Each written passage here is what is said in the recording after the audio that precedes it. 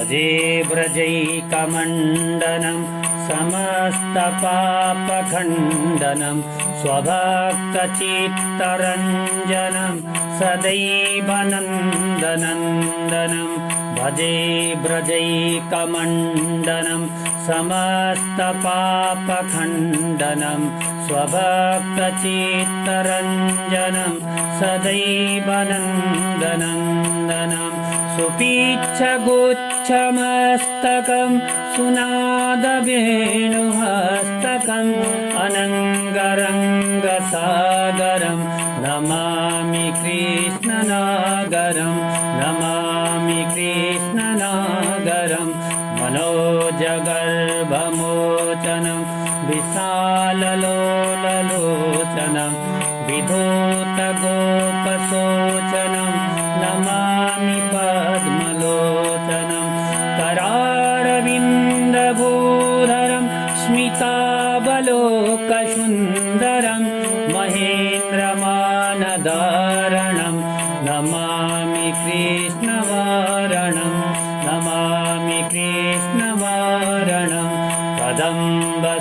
कदम्बसूनकुण्डलं सुचारुगण्डमण्डनं व्रजाङ्गनैकवल्लभं नमामि कृष्णदुर्लभं यशोदया समोदया सगोपया सनन्दया युतं सुखैकदायकं नमामि गोपनायकं नमामि गोपनायकं सदैव पादपङ्कजं मदीयमानसे निजं दधानमुक्तमालकं नमामि नन्दबालकं समस्तदोषशोषणं समस्तलोकपोषणं समस्तगोपमानसं नमामि नन्दलालसं नमामि नन्दलालसं भुवो भुवो वरावतं भवामिर्नधारकं यशोमतीकिशोरकं नमामि चित्तचोरकं भुवो भरावतारकं भवाब्धिकर्णधारकं यशोमतीकिशोरकं नमामि चित्तचोरकं दृगान्तकान्तभङ्गिनं सदा सदालिसङ्गिनं दिने दिने नवं नमं नमामि नन्दसम्भवं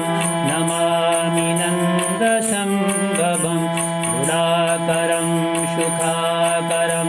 कृपाकरं कृपाकरं सुराद्विषन्निकन्दनं नमामि गोपनन्दनं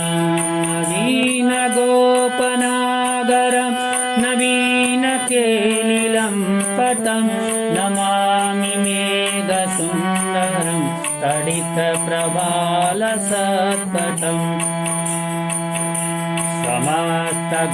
समस्तगोपनन्दनं हृदम्बुजैकमोदकं नमामि कुञ्जमाद्यगं प्रसन्नमानुशोभनं निकामकामदायकं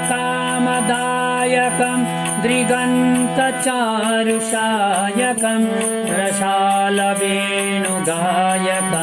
नमामि कुञ्जनागरं नमामि कुञ्जनायकम् विदग्धगोपिकामनो मनोज्ञतल्पसायिनं नमामि कुञ्जकानने प्रवृद्धवन्निपायिनं किशोरकान्तिरञ्जनं दृगञ्जनं सुशोभितं गजेन्द्रमोक्षकारिणं नमामि श्रीविहारिणं नमामि श्रीविहारिणं यदा तदा यथा तथा तथैव कृष्णसत्कथा मया तदैव गीयतां तथा कृपा विधीयतां यदा तदा यथा तथा तथैव कृष्णसत्कथा मया तदैव गीयतां तथा कृपा विधीयताम् प्रमाणिकाष्टकाद्वयं जपेत्यधीत्य यः पुमान् भवेत् स नन्दन